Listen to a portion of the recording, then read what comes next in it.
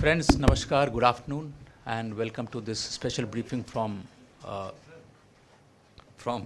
Bangkok on Prime Minister's visit to Thailand.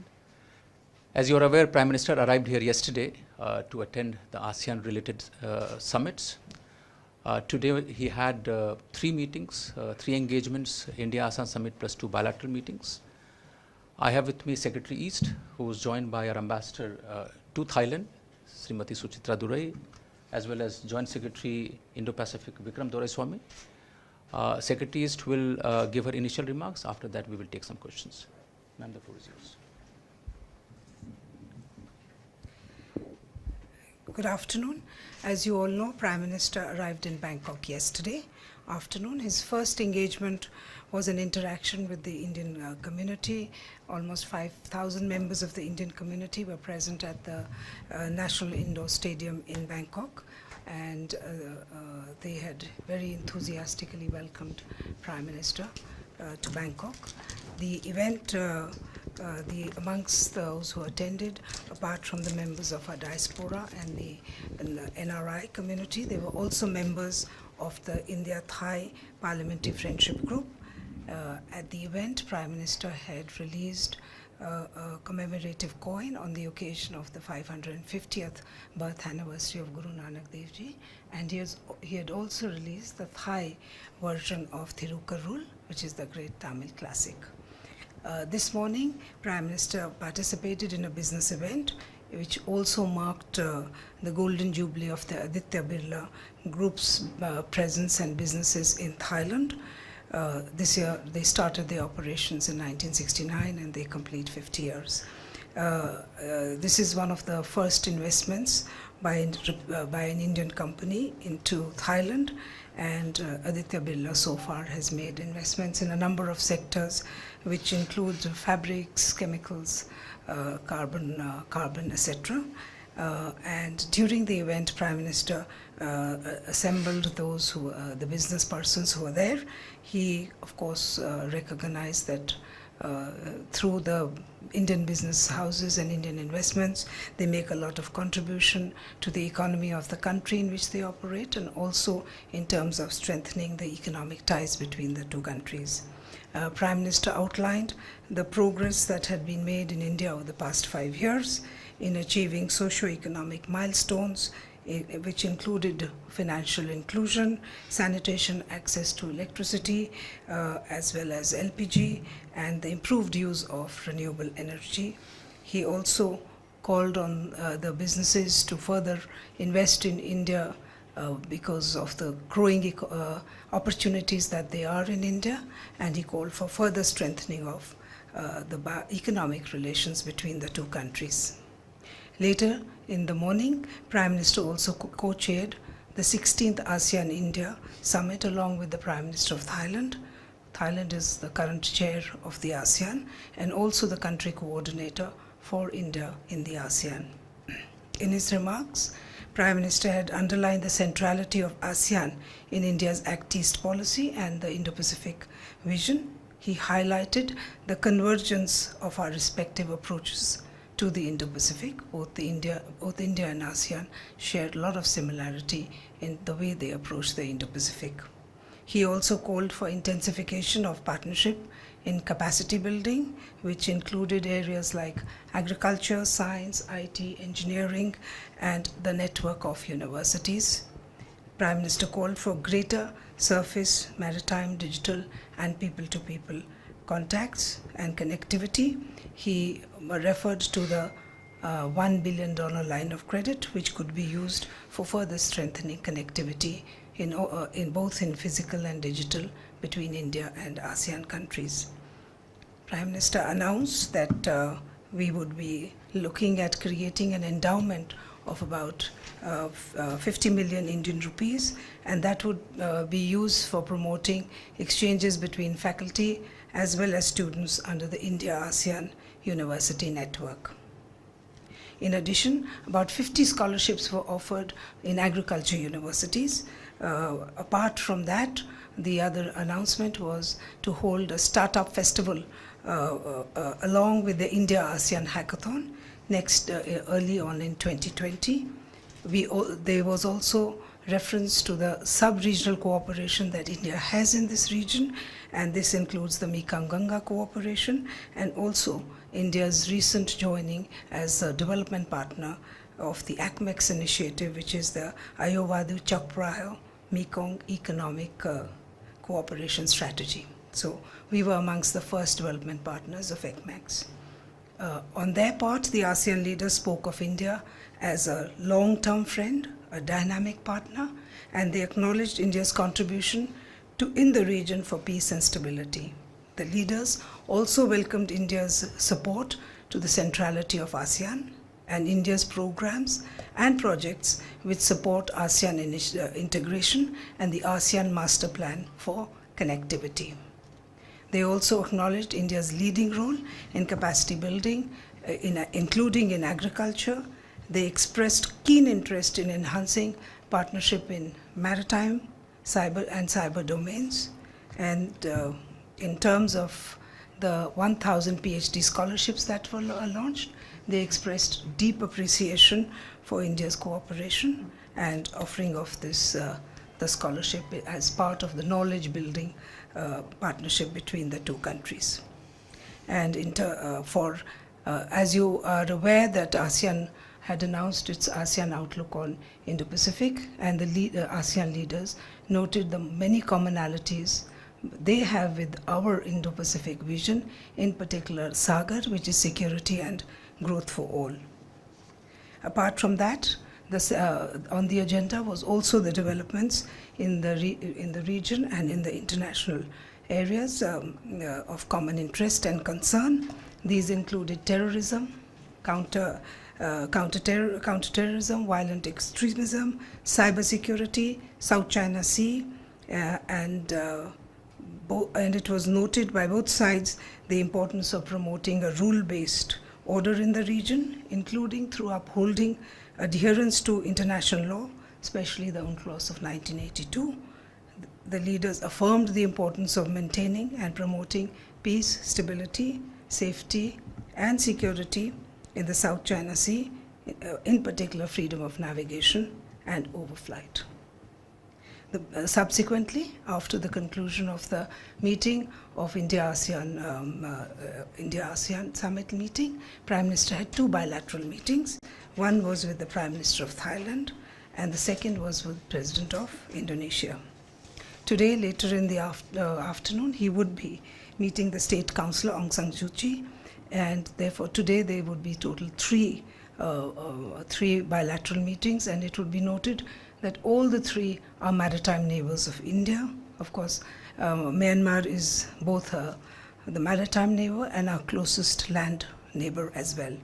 All this emphasizes the key role and importance that India attaches to the ASEAN countries as a part of its Act East policy.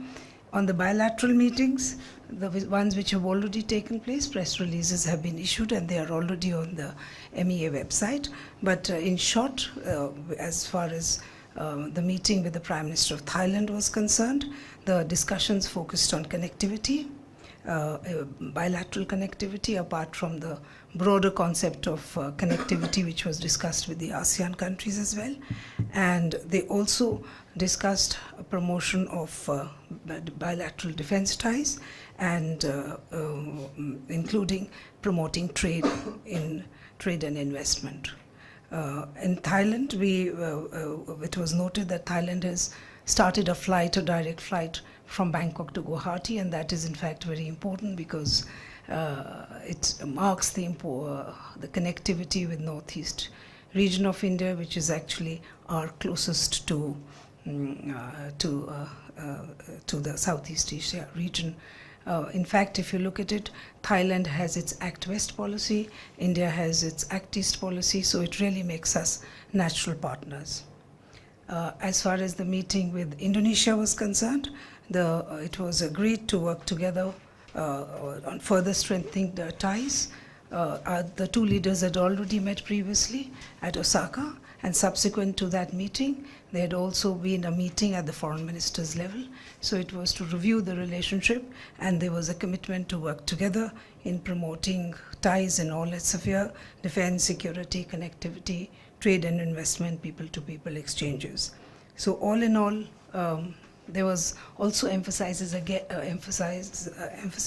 on maritime connectivity and cooperation in that area. Considering, and Prime Minister congratulated the President of Indonesia for the leadership role taken by Indonesia in the Indo-Pacific discussions that had taken place in the ASEAN. So that is the two bilateral meetings in the morning. Today, after the bilateral meeting with the State Councillor Aung San Suu Kyi, Prime Minister would be attending a gala dinner which is being hosted by the Prime Minister of Thailand for all the leaders attending the summit. So I'll stop here and take questions. Ma'am, thank you very much. We have time for a few questions. Manish?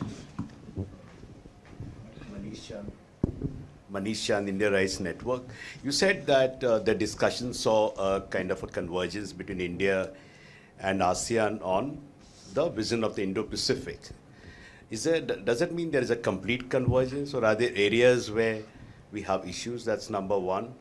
And number two, this convergence, how does this translate into enhanced cooperation in areas of connectivity or in any other area in the Indo-Pacific? Thank you. Thank you, Manish. When ASEAN came out with its outlook, we were amongst the first countries to welcome it. The reason why we were amongst the first, because it had elements in terms of maritime cooperation, maritime safety, sustainable use of marine resources. All these were issues on which our vision is also there. And we've looked at those areas, and they could be possible areas of working together with the ASEAN. Thank you. Manas? Ma'am, what are the main takeaways from the India-ASEAN summit meeting? And you said, in fact, the issues of terrorism, and then violent extremism, situation in the South China Sea, were discussed in the meeting. In fact, did Prime Minister raise any of these issues during the meeting? Thanks. Yes, Prime Ministers, they were discussed and they were raised by both sides. The Prime Minister spoke about terrorism and the threat that it poses to international peace and security. And similarly, the ASEAN leaders also spoke about the importance of working together to defeat terrorism. So both sides referred to the issue of terrorism. South China Sea also, there was discussion. Prime Minister spoke on South China Sea, and so did the ASEAN leaders collectively, and many of them individually referred to South China Sea. And as you said, what were the other issue? The other issue, the takeaways, one of the main takeaways was to work together in Indo-Pacific, a question that was referred earlier. And the reason, of course, the convergence, I mentioned the other issues, because the principles on which we are approaching the Indo-Pacific region are similar to each other, and it is the way of now working together in the maritime domain in its very broad terminology. Thank you. Yes, please go ahead. Hi. So I am from NHK. So this morning, when the Prime Minister was referring in the ASEAN-Indian Summit, when he was talking about increase in partnership and the need to strengthen connectivity, does this necessarily extend towards RCEP, seeing as India still has several outstanding issues within it? Thank you. Yes, please go ahead. This is Kiran from Nikkei Asian Review. My question is, did this issue of RCEP figure in the bilaterals with Indonesia and Thailand? See, let's take all the RCEP questions tomorrow. Wait till tomorrow for RCEP. But in terms of working with the ASEAN countries on trade, there was discussion on looking at the India-ASEAN Free Trade Agreement and to undertake a review of that. Thank you. Ma'am, you spoke about that financial, sanitation, renewable energy were discussed. Can you elaborate about in details to what kind of things were in the business meeting? I referred to these areas. Of course, that that Prime Minister had spoken about the focus of the government of India on these areas and as a part of the economic growth and development taking place in India at the business meet in the morning. But within the ASEAN, of course, there is those issues did not specifically come up. Please. I'm from Asahi, a Japanese newspaper. Is it planned to be held of Japanese Prime Ministers and Prime Minister Modi's meeting tomorrow? And what will be the issues? I can only confirm that a meeting will take place, but what the issues will be discussed, we will brief you after the meeting has taken place. Is it tomorrow, right? Tomorrow. Correct. And coming back to the question that you raised about issues relating to the work that we are undertaking, tomorrow Prime Minister will be participating in a luncheon meeting which is hosted by the Prime Minister of Thailand. The focus of there is sustainable development. So many of those points will be discussed under the sustainability rubric. Yeah, please go ahead. Ma'am, some of the ASEAN countries actually were not very comfortable India joining the quadrilateral coalition. It was articulated by Singaporean foreign minister last year. So ma'am, did this issue figure in the ASEAN summit meeting with India? And ma'am, overall, ma'am, what were the, in fact, indications from the ASEAN countries about India's growing kind of role in the Indo-Pacific as sought by various powers, including US, Australia, and Japan? See, as far as India's role in the region is concerned, as I mentioned in the very outset, all the ASEAN countries appreciated India's growing role, and that India's growing role is a factor of peace and stability in the region. So that is the broad approach of the ASEAN and the way they look at India. As far as the other issues which you spoke about, those were not a part of the agenda of the ASEAN meeting. Last question, Manish. Yeah. Madam, this $1 billion connectivity fund has been around for a long time. What is the progress in utilization of that fund? As far as that $1 billion is concerned, there is one project. We have been approached by Lao government to look at funding of road in Laos under the $1 billion. Yes. Because this is a fund meant for connectivity projects. So it's either physical connectivity, digital connectivity. So we are looking at the first request which has been submitted.